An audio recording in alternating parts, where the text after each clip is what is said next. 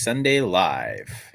My name is Kyle Senra. I'm joining you here most Sundays and going to talk start-sit questions, decisions people have to make, as well as an updated active-inactive list. I know the already, and I'll get to the full list, but the big news already is Tua Tagovailoa out for the Dolphins. Jacoby Brissett will be making a start at quarterback. There's also it seems like some positive COVID tests coming out of Minnesota, or at least they're in Baltimore. But coming out for the Vikings teams. So we're going to also update that once we find out which players are in or out. And yeah, I think a lot of complication this week to the sit start questions, and I think a lot of it is because of uncertainty. I know for myself, the big one is that's kind of took a lot of my kind of thinking process yesterday, and I prioritized my time with this was just the Cardinals in general. Kyler Murray, not sure if he's playing or not, if he's going to be active. Because he's questionable now.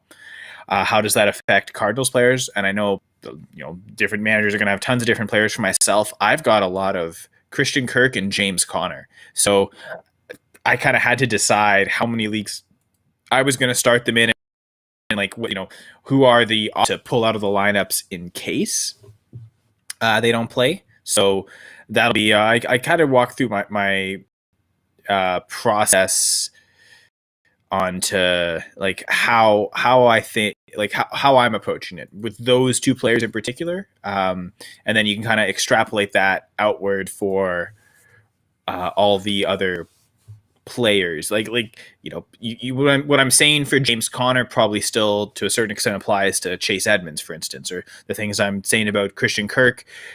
Take that same type of thinking approach to Rondale Moore, right? Really with the Cardinals, I guess that's where I'll start and just kind of walking what I have. So I've got 7 teams where I've got Christian Kirk, and 7 teams where I've got James Conner. 2 teams where I've got them together. And so on those 2 teams, I have them together. I decided I wasn't going to play both, even if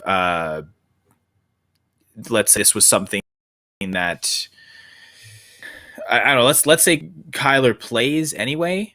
I still feel like I don't want to double up on Cardinals in those types of leagues where I've got to play both Kirk and Conner. I really don't want to do that, even if Kyler was healthy against this 49ers defense.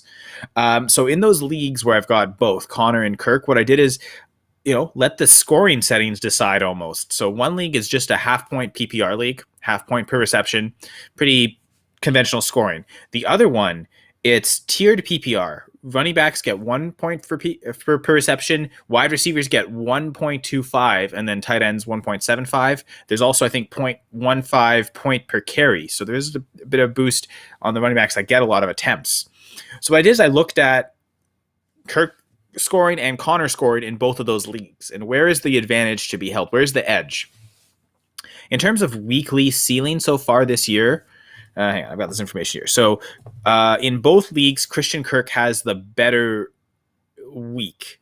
His best performance in half-point PPR is 21.5. In the tiered PPR league with point per carry, it was 25.25.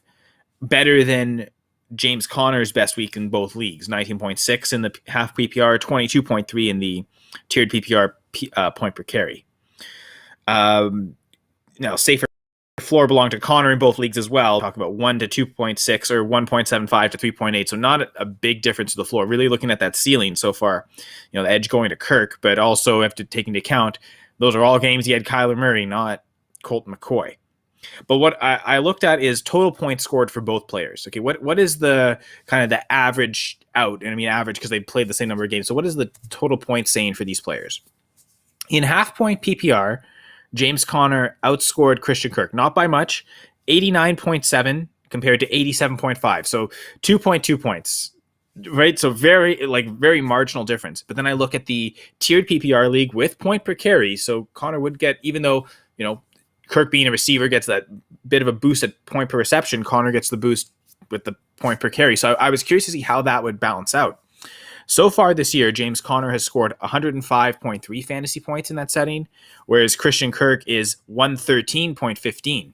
So again, when we're talking about the score being bigger, but that is also a bigger difference, 8-point difference in that league as opposed to only a 2.2 point difference in the half point PPR league. So in one league, Connor outscored Kirk, not by much, but then the other league, Kirk has outscored Connor by a bit more of a margin. So I kind of just went with it that way. Okay, so there's one league where it's, again, play to the settings, where it's half point PPR, so more focus on the touchdowns and just those yards in general. Go with Connor. In the tiered PPR league, I'm going with Kirk. Now, I know I also have Deebo Samuel in that league. He's questionable, so that might be one where, like, if I don't have a better pivot, I might have to play Connor anyway. But for now, if everyone's healthy, that's kind of how I'm approaching it. So, like, if you've got multiple leagues and there's different scoring settings, sometimes the decision of, okay, you're not sure which player to start, especially if it's like I've got these same two players in a couple leagues together, try and find the edge on which scoring setting leads best towards that player. So again, like my particular scenario is Christian Kirk and James Conner. And again, I've got them both in 7 leagues. 2 of them are leagues that I have them together. And that's kind of what I did here is I looked at the scoring settings. Okay, I'll play the running back in the half point PPR league, and I'll play the wide receiver in the league where there's bonus or slightly boosted PPR for wide receivers in particular, especially compared to the running back position. It's only 0.25 extra, 1 PPR for running backs compared to 1.25 PPR for wide receivers, but it's still enough of a difference, right? So use the scoring settings to kind of make those differences or decide on those differences. In terms of the other leagues, so I've got that actually is, I think, the only spot I'm benching Kirk. I've got him benched. So 5 of 7 leagues I'm starting Kirk, and 5 of 7 leagues I'm starting Connor. So I'm a lot of it sometimes is maybe just not having the same decisions. Now, especially I think with Connor, I just don't have a lot of great options. I mean, he's been a really solid running back, so it's tough to find better options. So those 5 leagues I'm starting him in, I think even if Kyler's out and it is Colt McCoy starting, I think I'm just going to stick with Connor anyway, thinking maybe do they just run more? Do they just give Connor more attempts? And maybe, he's far less efficient. Maybe the touchdowns are tougher to come by, but does he kind of make do through volume? So I think 5 of 7 leagues I'm starting Connor, and I'm going to stick with Connor even if Murray's out. Now, the 5 of 7 leagues with Kirk, that's a little different because I do have some options set up. In one league in particular, one is the Scott Fish Bowl, actually. That's one of where my difficult lineup decisions come in. So maybe I'll transition to that next.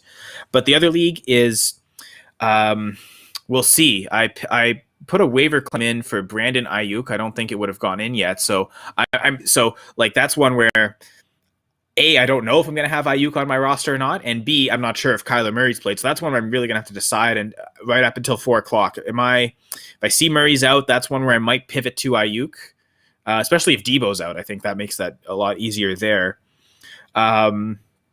So that's one league. So it might turn out to 4 leagues where I play Kirk. There's also another league where I've got a trade offer out. Like I sent out a trade offer selling away Christian Kirk. So that's not one, like if he's on my team, I'm starting him. But if I get the 2nd round rookie pick in this salary cap contract league and he's on the team, I obviously can't start him. So that's one where that could affect not just the startership, but rostership as well. So that's to be seen. I'm just going to check to see if it went through, got accepted or anything. Doesn't look like it so far. So so then it's just I guess not. I guess 2nd was too much. So yeah, I'll start Kirk in that league. Maybe try and see if I could sell him next week for that. I guess a 2nd straight up for Christian Kirk. Again, salary cap contract league. He's on the final year of his contract here. It was really just, okay, is this team trying to contend so much they're willing to go for their 2nd, but apparently not. So I'll see if selling Christian Kirk will happen next week when there's more time, maybe more clarity. I know Wheeler's in the house. Happy to see Wheeler. Great support in the fantasy community. Really good individual himself. Again, maybe ask Wheeler for advice just as much as me. So that was just a bit of talk about like how to handle this Cardinal situation, right? So what I think you want to do is if you're going to play, like have the receivers like Christian Kirk, Rondale Moore, and you're kind of waiting to see if Kyler plays, is also making sure you've got another player playing 4:00 or later. Like anyone who watched the full press coverage NFL stream this morning, they would have saw that like Ian was talking about, he doesn't have he has DeAndre Hopkins on his fantasy team, but he didn't have anyone else to possibly replace him. So I just suggested like go pick up Van Jefferson.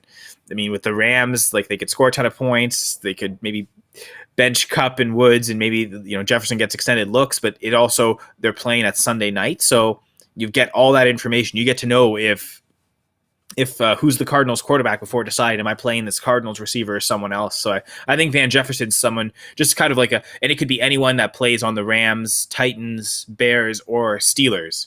But I'm just using him because I feel like he's someone that has enough upside that you're maybe willing to bench a Christian Kirk, or again, even if Hopkins isn't 100%, maybe a Hopkins to get Van Jefferson.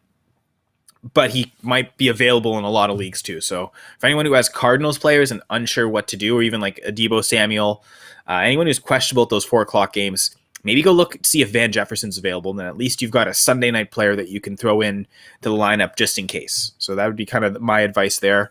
But yeah, like I said, I'm probably going to start Connor in most of the places I have him. 7 leagues, start him in 5. Same with Christian Kirk right now, 5 of 7. Again, we'll see if in one league, if I pick up Ayuk, if I put a waiver claim in, we'll see if I do get him.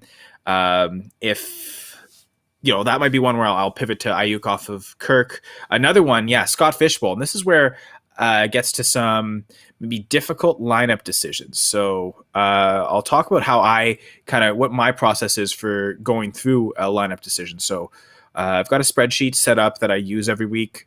So I'll share that with you. And so here we are. This is kind of what I go through every week. This week, 3 kind of difficult decisions, and it's a lot of like the depth back end starters. So the league that I'm really questioning is the Scott Fishbowl. I didn't put Christian Kirk here because that was one where I want to just more compare the numbers between the 3 players. This is also maybe an extra complication if Cole Beasley's out. He was questionable, and I'll look at the updated injury reports shortly. But for this one, who's the last starter on this Scott Fishbowl team this week? Jordan Akins, Austin Hooper, Quez Watkins. The tight ends do get a bit of a premium scoring, so that's why it is kind of the interesting comparison. But even with that premium scoring, I kind of wanted to look through. So a lot of the factors I use are production-based, defensive matchup-based, the team itself, like the offensive line, the implied total for the team, how much they're going to score, and a couple of other production metrics, yards per team attempt, and kind of on an individual player basis, the red zone targets, red zone carries and targets for each player, and then the goal line guide, which is my invention. I write an article every week called the goal line guide, and it's just a kind of my way of trying to predict touchdown production, which I've shown on some streams before. I've got this on here. Each team gets, I throw in a lot of the implied total information, team themselves, like their production, both running the football and passing the football from inside the goal line, the defensive matchup, how they've been, and I comes up and I get a goal line grade for each team. So that I also implement into this lineup decision here. So looking at them, Jordan Akins, Austin Hooper, Quez Watkins.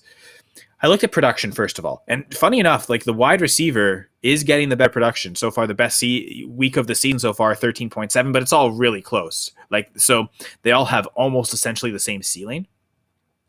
So far, best floor has also been Watkins. He's at least gotten 3.3 points every week. I'm not so concerned with floor as I am with the ceiling for that last end roster player.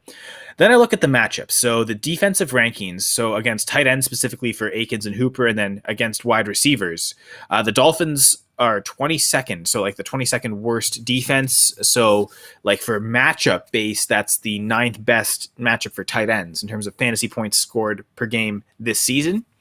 9th best defense against tight ends are the Browns, and then 2nd best defense against receiver are the Chargers. So far the matchup individually does favor Akins. The DVOA, like the defense overall, the Dolphins DVOA is allowing above average offensive production against them. So 8.5, whereas the Bengals and Chargers defense are actually allowing below average production against them. Not negative 1.4 for both. It's funny that it is tied.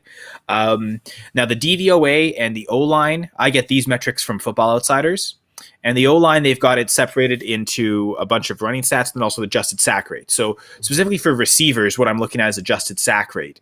And of these three teams, the Eagles actually have the best O-line, ranked 13th. Texans are 24th. Browns are 30th. And it's weird because they're, if you look at all their offensive line metrics for running, they're near the top of the league. Like they're second in adjusted line yards. So overall as an offensive line, they've played great, but they're allowing a lot of sacks. So the passing production hasn't been there. And then look at their team's implied totals. This also belongs to the Eagles. Funny enough, against the Chargers, they have 24 points. It appears to be the highest right now. Yards per team attempt. So this is a stat I get from Peter Howard and all of his research that he does. Way more complex spreadsheets than this right here. I'll say that. And according to his research for his Week 9 projections, the yards per team attempt actually favors Hooper. 0.54 yards per every in its total team attempts, so run and pass. And based on how many yards each player's gotten this year, how many do they get per each of those plays that the team's involved in games where they're active. I believe Peter discounts the games where a player's injured. Like that's not counted towards this total. It's just the game where the player's active. But so far, Hooper does phase out better, like in terms of gaining yards, a lot better than Watkins or Akins. Now, red zone targets, that also favors Hooper. He's got 7 red zone targets on the year. Watkins only has 4. Jordan Akins only has 3. Now, what does that mean, though? Because the goal line guide definitely favors the Texans passing game at 94.75 for a goal line grade, as opposed to in the 60s for the Browns and Eagles for their passing game. So it definitely does favor the Texans in that regard, in terms of like their ability to score points and like score touchdowns through the air, especially as they get close to the goal line. So now Akins only has 3 red zone targets, so he's not really benefiting from that either, but it's there regardless. So what I do is a quick comparison. So just how many, and what I've done here is kind of color coded. The player that leads a category gets green. The player that's last in a category gets red. If you look at just those, like compared to like how many you're leading versus how many you're behind, Akins and Watkins are exactly neutral at 0, and then Hooper's only -1. So this is actually a very difficult decision. There's nothing that like screams obvious, like obvious bench or obvious sit. So then what I looked is the odds, because like, let's say Cole Beasley's out, I need 2 of these players. Who's been more in the top 2? 6 times in the top 2 for Akins, 6 times in the top 2 for Hooper, and only 5 for Watkins. So again, nothing's really distinguished itself. So then I looked at, okay, if I'm looking at 2 tight ends and a 1 receiver, let me compare the 2 tight ends together. In between Akins and Hooper themselves, Akins beats Hooper in a lot of areas that I'm looking at. So in terms of fantasy ceiling this year, Akins' best game is 12.3 versus Hooper's only 11. So a slight edge towards Akins, even though he's put up a 0 this year. So that's obviously not great, but like at his floor, Hooper is only getting 2 more points. So not much of a difference there. The matchup really screams towards Akins. That's one of the biggest factors where it leans in one direction or the other. O-line, neither is great. The implied total, like the Texans are low. This is also set before Taylor was officially active. I wonder if this has gone up. So I'm not really looking at this too much. And I guess with the Browns, they're probably staying there. I don't think the Beckham news is going to lower that. Yards per team attempt and red zone targets do favor Hooper, but the goal line guide, again, back to Akins. So it was really tough, but I think, again, the one thing that really strikes out is the matchup. This Bengals defense looks incredibly difficult. Not the case for the Dolphins, which also then enters back into the goal line guide here, to be fair. But yeah, having that matchup edge, I think I go Akins over Hooper, and then it is really deciding tight end or wide receiver. And it's for a flex spot, so I could go either position. Straight up comparison, I mean, again, the ceiling is technically with Watkins in terms of production, 13.7, better O-line. The implied total, that's enough of a difference, I think. But yeah, red zone works about the same. The goal line grade, and again, the matchup in the goal line grade is also what favors Akins here. More on the production side for Watkins, but it is really close. I think, as you can see, what I've decided is I'm going to go with Akins. I think to me, the matchup screens to me is kind of like the one thing that stands out the most out of all this is that Dolphins defense seems really vulnerable, maybe trusting the goal line guide. Now, if Beasley's out, I think I'm going to go Watkins. Part of it is I've also got Jalen Hurts in this league. It gives me a stack. And this is one where I might decide to actually pull Christian Kirk if we find out it's Colt McCoy playing. And because the Eagles and Chargers play at 4 o'clock Eastern, like the Cardinals, I can kind of make that decision. So leave Watkins on the bench for now and give myself like make that decision later. I'll give myself the flexibility to make that decision later. But speaking of decisions, just some other quick lineup decisions I had. This is the one I was speaking about earlier. Like, so I've got to play two of these guys. Robbie Anderson, Nelson Aguilar, Christian Kirk, and then again, maybe Brandon Ayuk if I'm able to pick him up. I'll find out maybe in the next 10 minutes if that claim goes through. Looking at the numbers, the one thing that was obvious to me, though, was bench Robbie Anderson. I mean, against the Patriots, it's not been great. His own production really hasn't been great. His best in this scoring setting for this league, his best game so far this year, 12.7 points, which is the lowest of all four players. So doesn't really have a floor, doesn't have a great ceiling. The DVOA is not great. It's not as bad as, say, what the Cardinals have, like what the 49ers are facing in the Cardinals, but still not great. Like the only one with a grid positive DVOA is actually Christian Kirk against the 49ers. Strangely enough, right? You'll talk about the Patriots, the Panthers, and the Cardinals defenses are all better DVOA this year than the 49ers. That's interesting. They got the worst offensive line. Which, I mean, for Anderson doesn't really affect him as much, to be fair. You know, he tends to be a slot receiver, lower depth of target, so a bad offensive line isn't really going to hurt his ability to get downfield, for instance, and run his routes the way he needs to, because a lot of it is short anyway. But also the lowest implied total, so chances of scoring touchdowns in general, not the greatest.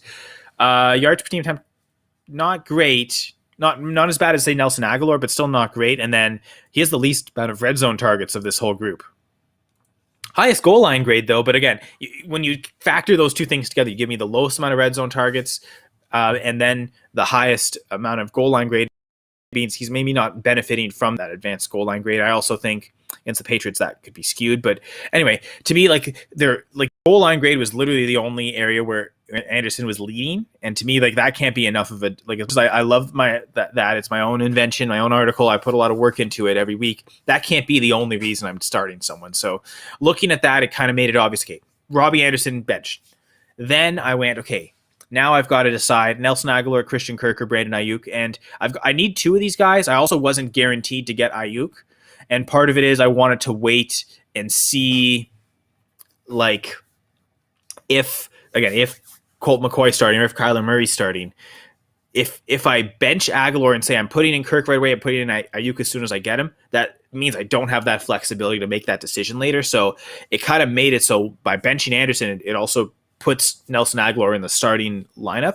I also looked at, like, because I have to start two here, who is top two in most categories. It actually is Nelson Aguilar. 6 of the categories he is top 2 in. So all that to kind of say, like, that's okay, playing Nelson Aguilar pretty easily, and then it's all decided between Kirk and Ayuk. And again, I think that decision is actually going to come down to who's playing quarterback for the Cardinals. And then last one, I had to start 3 players, and like the whole back end was not as certain. Alan Lazard, Preston Williams, Carlos Hyde, Devin Singletary, Jeremy McNichols. I had to start at least one wide receiver. So what I did is I kind of separated it. I put all the factors in and kind of evaluated it all together. Okay, so who is of the 5 players, who is again, green for the highest in any category, red for the lowest in any category. And then I kind of looked at those numbers. Okay, so I compare the green to the red. Who's got the best ratio actually was Singletary and McNichols, both in the positive, whereas Hyde, Lazard, and Williams all in the negative. Then I kind of just, okay, so I need to pick one of these receivers. So I went just straight up between Lazard and Williams, who is the better option. And it's funny because if you look at the whole, Lazard doesn't lead in any categories, but if you're comparing just to Williams, better ceiling, especially without Tua Tagovailoa. But even with Tua, Preston Williams' best performance this year, 10.49. Pretty low compared to, you see, Lazard, 18.25 a couple weeks ago when he had the touchdown. DVOA, the Chiefs' defense has been brutal, pretty up there for defensive DVOA in terms of the production allowed, so that favors Lazard. Better O-line rank, not by much, but just enough. The implied total's lower, but now this implied total has gone down, so like this difference isn't as big. The yards per team attempt favors Lazard. He has more red zone targets. The goal line grade does favor Williams against the Texans, although again with his implied total going down, that would also lower this a little, so that difference isn't as large. Like the real difference is, okay, like production-wise, what Lazard has shown as a ceiling this year, and then also, again, the yards per team attempts a significant enough difference, and then the DVOA. So all those factors meant I'm going Lazard over Williams. If I just had to look at them straight head-to-head, that was easier. So then it's deciding, okay, Is Williams worth playing over two of those running backs? Because again, start three. So Lazard is one.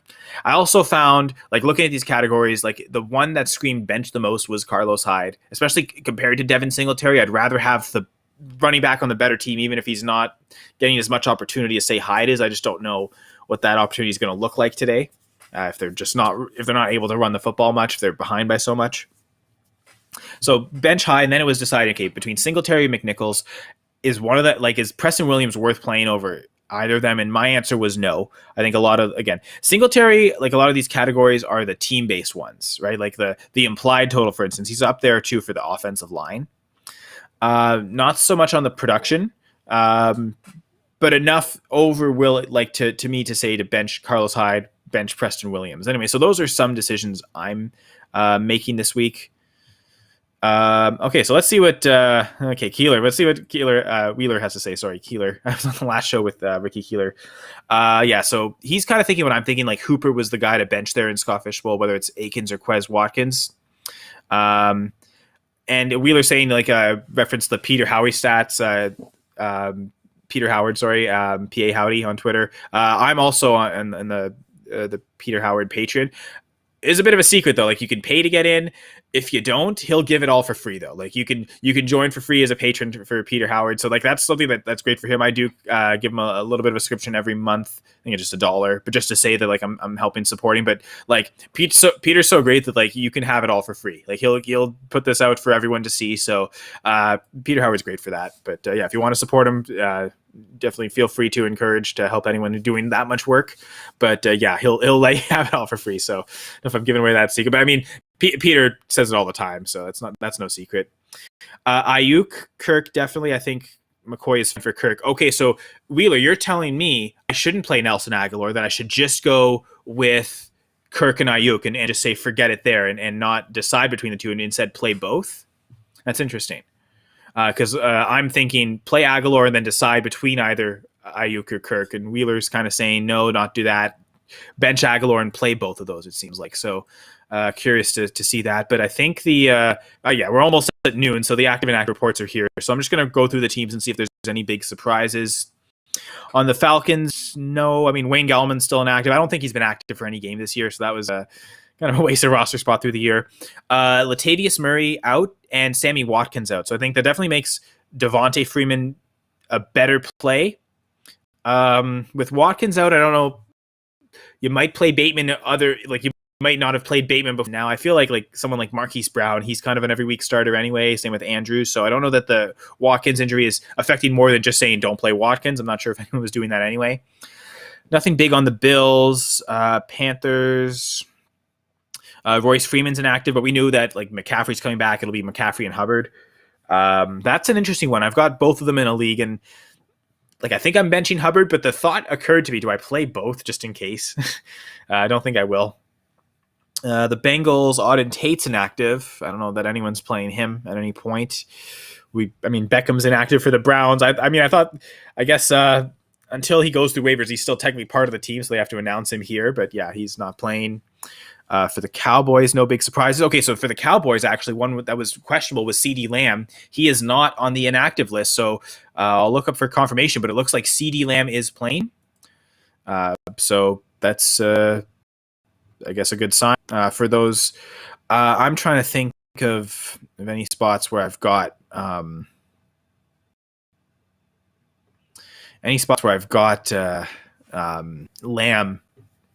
I think I am sitting him in one league. I'll have to kind of reevaluate that, knowing that he's playing.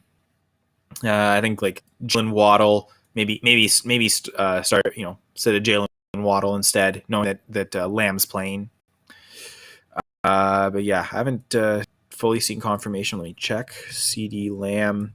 But yeah, I not being on the inactive list tells me he's playing today. I know there was some question about CeeDee Lamb, but it looks like he will be in. And so, yeah, I'll just keep going while waiting for that. Nothing on the Broncos.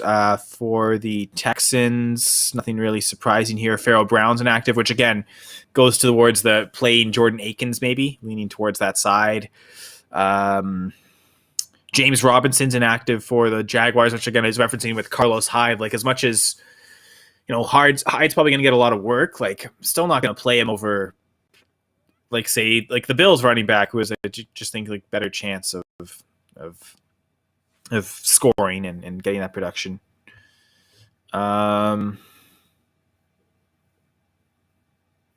Yeah, so Tom Pelissaro just tweeted out that both Lamb and Cooper are playing, so they're both in.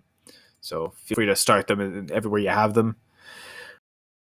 Raiders, no surprise there. Peyton Barber's out, so again, Josh Jacobs, Kenny and Drake are kind of the main two. Oh, look at that. Dolphins, Preston Williams inactive. So that one league where I was kind of debating it, like it didn't even matter. He's not even playing. So that was I didn't spend too much time on that one. I was spending a lot of time on deciding between Christian Kirk and James Conner and trying to make those decisions. Vikings, nothing really anything in particular. Patriots, N'Keal Harry's out. And N'Keal Harry's inactive. He's been active the last couple weeks, so just don't play him. That might not be. I don't know if anyone's played him yet. Saints, not seeing any big surprises there. Ty Montgomery's inactive, and they have him listed as a wide receiver, which is funny because they have had him listed as a running back in previous years, but I guess now he's just back to full-time receiver. He's made that full circle. So Saquon Barkley's out. Sterling Shepard out as well. I think John Ross is playing, and so you're desperate enough, you could play John Ross, I suppose. Yeah, so let me see here. Yeah, so talking about benching CeeDee Lamb, what's the pivot point, like knowing that he's not 100%? Like, what's the range on where you like feel comfortable benching CeeDee Lamb? So I've got that. I know in one league in particular, I had him on the bench. So let me go check that right now. So options are Cordarrelle Patterson, Ezekiel Elliott, Cooper Kupp, Jalen Waddle. I mean, to me, like, as great as Lamb is, I'm not playing Lamb over any of those guys except for Waddle. That's the one where, again, like not having Tua, and Tua's been really great lately, but the change at quarterback, I think I'm definitely playing Lamb there. Yeah, I'll play CeeDee Lamb and then bench Jalen Waddle, I think. So that was easy enough. Yeah, like that's one where if you're gonna trust the certainty at quarterback, but Tua out. Actually, it's funny. I don't that. You're right. I said it at the very start, Wheeler, but going through this list, I should have reiterated that yes, Tua Tagovailoa is out. I don't think I've missed any teams. But I think the big news, the big inactives today: Tua, Preston Williams, Devontae Parker's on IR, so we knew that entering today. Sammy Watkins, Latavius Murray, they're out. I guess Sterling Shepard's out. I think we knew that yesterday. Same with Saquon Barkley. I think really the biggest one for terms of surprise this morning really is Tua. And I guess to a certain extent, Preston Williams, especially with Parker going on injured reserve. I think the expectations were that Preston Williams would be active, but not the case at all. So past noon. So talked about some sit starts for myself. Again, I think the tricky one there is to get Scott Fishbowl, Jordan Akins, Austin Hooper, Quez Watkins. I think with Tyrod Taylor coming back, I like that matchup with Akins. Dolphins defense has not been great this year, so I think just playing in on that and playing the opponent and seeing the Bengals, Chargers, those are some good defenses. So staying away from Watkins there, but then I think later the decision will be if. And I know Wheeler's saying like he's not so concerned for Christian Kirk, for instance, if McCoy's playing. Like, Kirk's still on his ability. Colt McCoy's still an NFL caliber quarterback. So I think that's one where decide. I'm kind of leaving a couple of these decisions to 4:00, wanting to know for sure if Murray's in or not. I guess if Murray's hurt, is it almost one of those?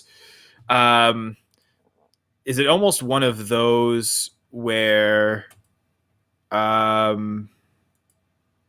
like if he's hurt, would you almost rather have Colt McCoy for the receivers, just knowing that like, okay, if he's really limited, maybe it struggles in passing. In terms of Lamb, like Wheeler saying, he's got Lamb still in his top 12 wide receivers, and I do too. I also have Cordarrelle Patterson in that top 12 though, so that's kind of why I was not saying him, and then like Cooper Kupp, right? Like having to decide between those guys and Lamb is tough, but then Lamb or Jalen Waddle. Lamb's not 100%, but also has his starting quarterback. So I think, going Lamb over Jalen Waddle there is what I'm going to do.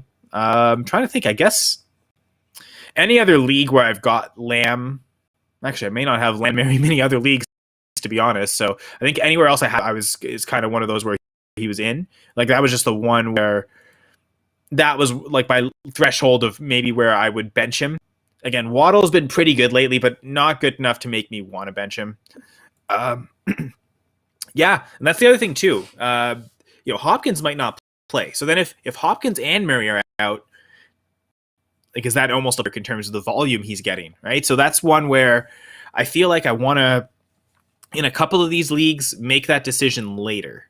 And so I know in one of them I'm gonna play Nelson Aguilar and then leave it to one flex spot for Christian Kirk, Brandon Ayuk, and then just see what the scenarios are, like who else is active there. I think a lot of it hinges on Kyler Murray, DeAndre Hopkins, but also Deebo Samuel. If Samuel's out, I think Ayuk becomes a much better play. So I think I'll leave that one later and then leave the, Quez Watkins on the bench for now. But if we find out that, let's say Hopkins is in and Murray's out, like I think that's almost a disaster scenario where, Hopkins will still be there to draw away volume, but it's Colt McCoy, so less concern, or there's concern there. So that might be one where I play Watkins over Quez Watkins over Christian Kirk. But yeah, those are a couple decisions I'm leaning with. Seems like, unfortunately, a lot of the really tough decisions do have to do with that Cardinals 49ers game. Like people wondering if they're playing Kittle or not. For reference sake, I'm playing Kittle everywhere I've got him. Seems like he's going to be active. So I think it's those will be some tough decisions. Hopefully I've done enough to kind of outline, help prepare for what options are. Again, if you're uncertain with your Cardinals players, maybe at least have Van Jefferson. Go check to see if he's available and see if you can at least have him in your back pocket. If you want to make that change, you can. I know Wheeler's probably in so many leagues that like you can't really be going through it at 4 o'clock. Like finalize at 1 p.m. and lock it. And I do kind of understand that, especially in a lot of leagues. So this is really, I think a lot of the work I did yesterday was sort of mapping out what my weekend would look like. Okay, what are the leagues where I'm willing to make that decision at 4 o'clock, and what are the ones where I want to kind of make that now? Like there's a couple leagues, quite a few leagues where I'm starting James Conner, and regardless of who's in a quarterback, I'm leaving Conner in.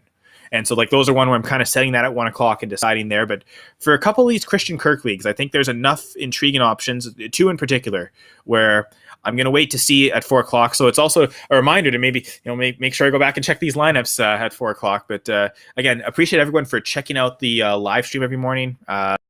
So again, big inactive is Tua Tagovailoa out. So in super flex leagues where you had him, that might be tricky. Single quarterback leagues, there should be enough options there, but it maybe his luck also maybe hurts a guy like maybe a little less likely to play. Also, Latavius Murray's out, which means more work for Devontae Freeman, Le'Veon Bell.